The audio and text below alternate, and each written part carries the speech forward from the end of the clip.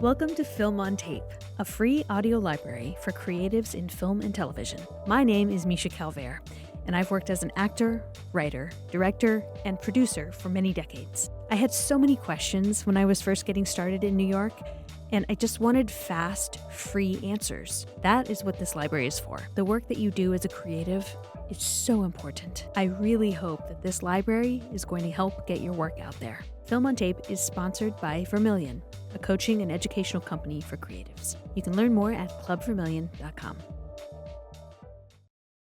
Can you believe it's halfway through the year already? Boy, time really flies. I'm going to do a mid-year review with you today. One of the most downloaded episodes of this podcast is the life inventory, which I did in January. And we didn't even really promote it that much, but people went freaking crazy over it. They just loved the review of their lives and looking at everything laid out. And so in the spirit of that, I'm going to offer a mid-year review to take stock of where have you come to after 6 months of this year, and potentially where do you want to go? Are you on track? Are you not on track? Do you want to correct? Do you want to course correct? Let's start by thinking of the yearly goals that we set out at the top of this year. And, maybe you didn't have specific goals, but just thinking generally about where you wanted to be this year of your life. Well, we're halfway through that year of your life. So are you close to those goals? And I know there's so much going on in the world right now. At the time of recording, we're potentially going to war, like literally any minute. I'm sure things will have changed by the time this airs, but there'll be like 55 different crises in the news just between now and a week from now. But is that distracting you or pulling you away from what you're trying to do with your life? Are you finding that world events are making you move slower, or are they making you move faster? I've seen both.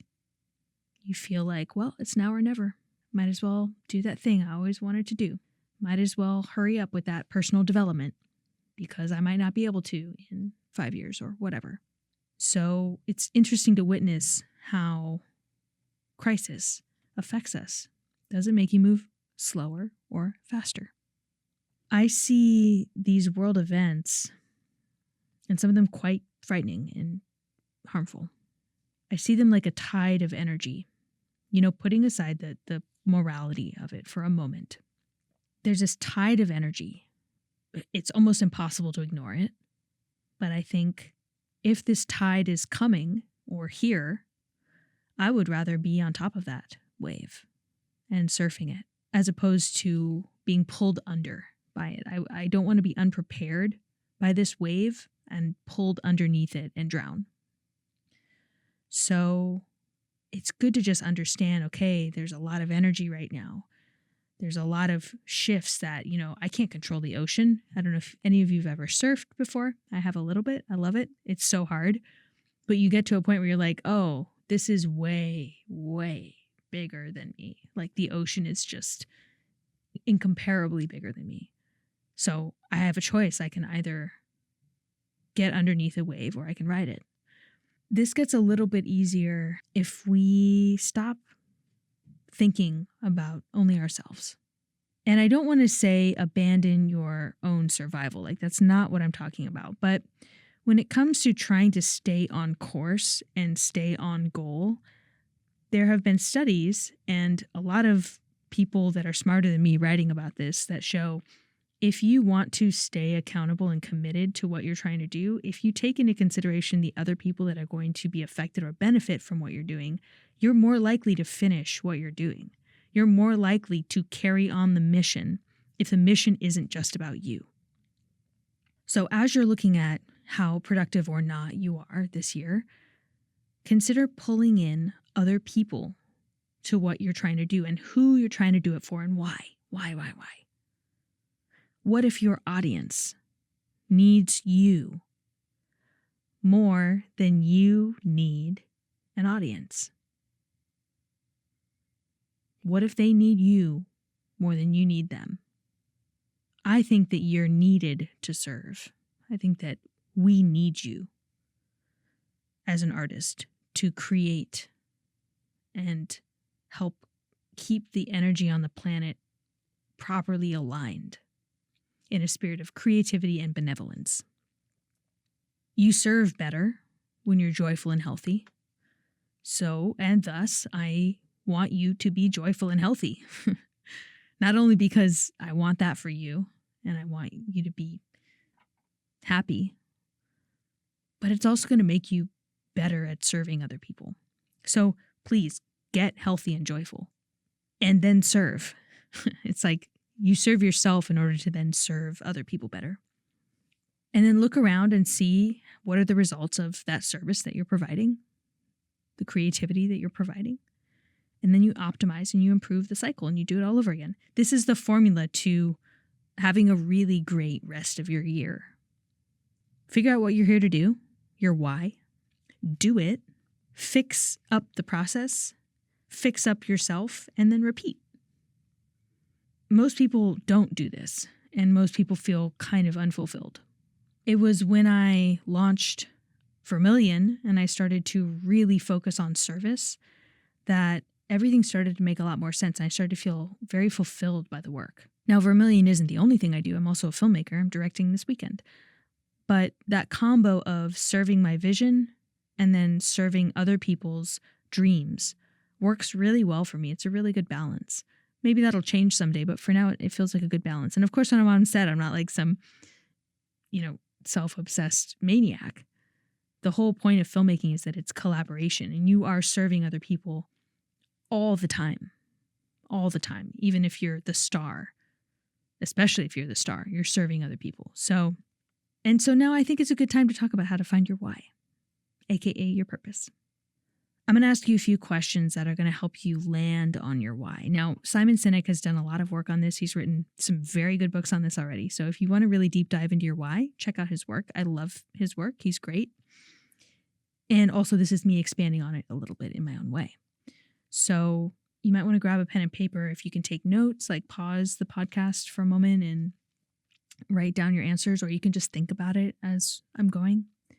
But you are going to need someone to help you with this. So if you can pull in a friend to listen to this part of the episode, or just write down the questions and sit down with a friend over coffee and do this at a later time, in 4 simple questions, you're going to get very close to finding your why. Simon Sinek would say that we only have one why. It's the same why that we're born with, and it doesn't really change over the course of our lives.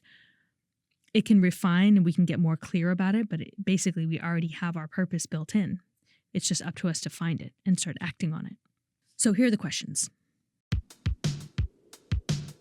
I am so excited to tell you that I'm launching a brand new slate of classes that are incredibly helpful on my website. Some of the classes include on-camera acting technique and how to self-produce your own film, actor self-care, which is something that nobody talks about, and how to write a feature film in 10 days, which I'm going to teach you how I did it and how you can do it too.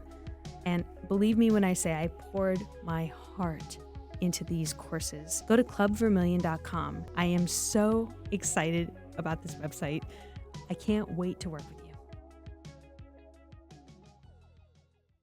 Number 1, when are you most lit up? It's a 2-parter.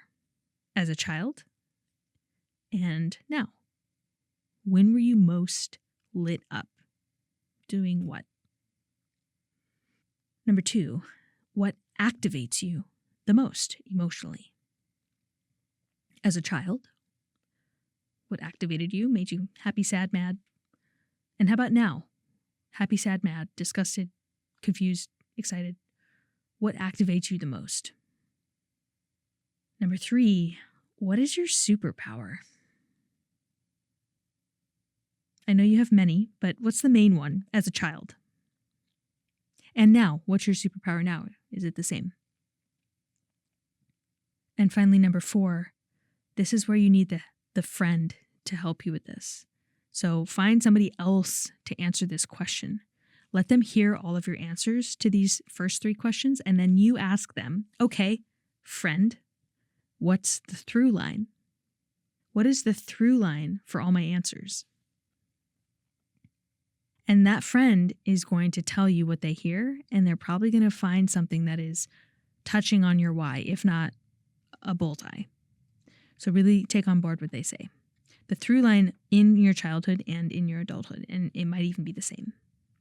So now that you have perhaps a sense of your why, maybe for the first time, really deeply, how can you take what you learned and bring it into what you're trying to build for the rest of the year?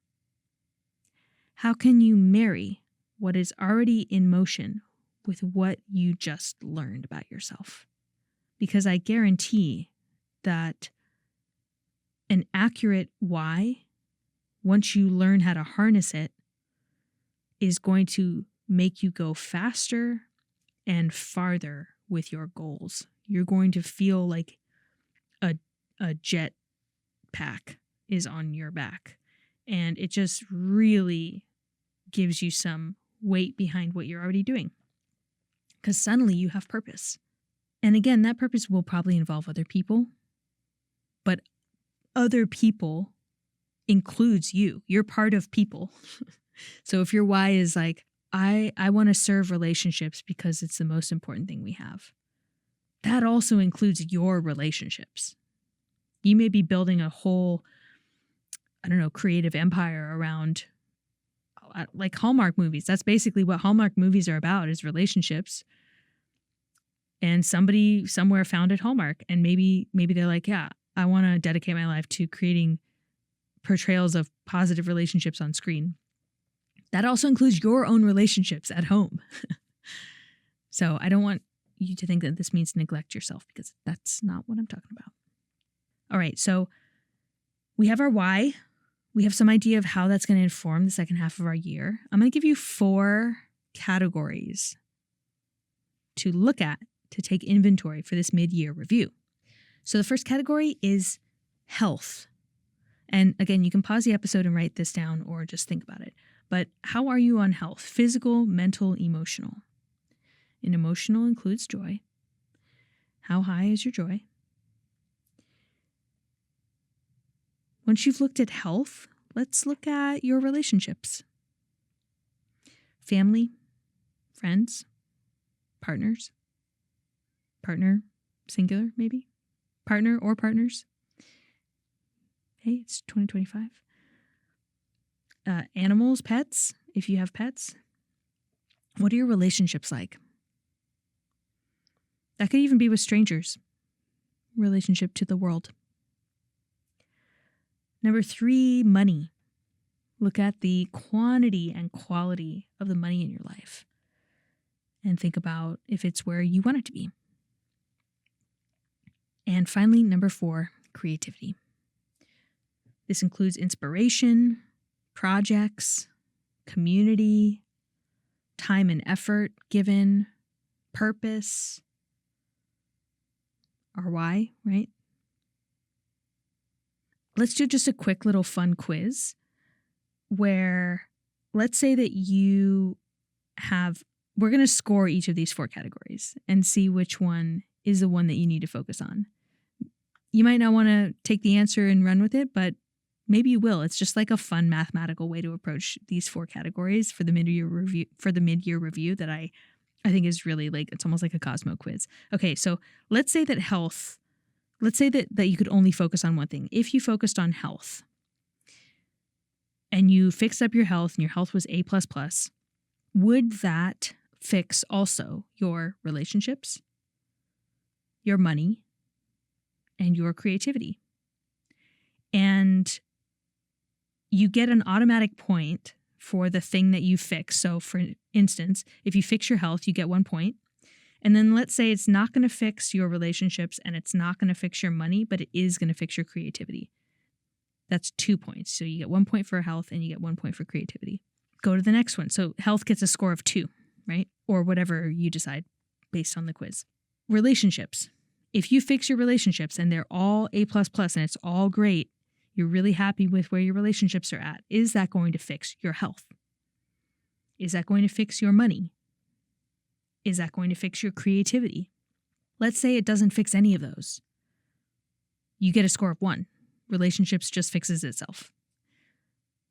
If you fix your money, is it going to fix your health? Is it going to fix your relationships? Is it going to fix your creativity? Maybe it fixes all 4, or all the other 3. So you get a score of 4, right? And for your creativity, if you fix that, is it going to fix your health, your relationships, your money?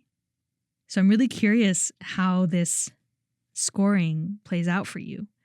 And I say fix like in quotation marks. It's a fun way to talk about it. But, in the healing and wellness community, fix can be a triggering word. So I'm not saying you're broken. I'm not saying you're bad, or, it's just a way to talk about putting effort into an exploration of getting each of these categories to where you want them to be.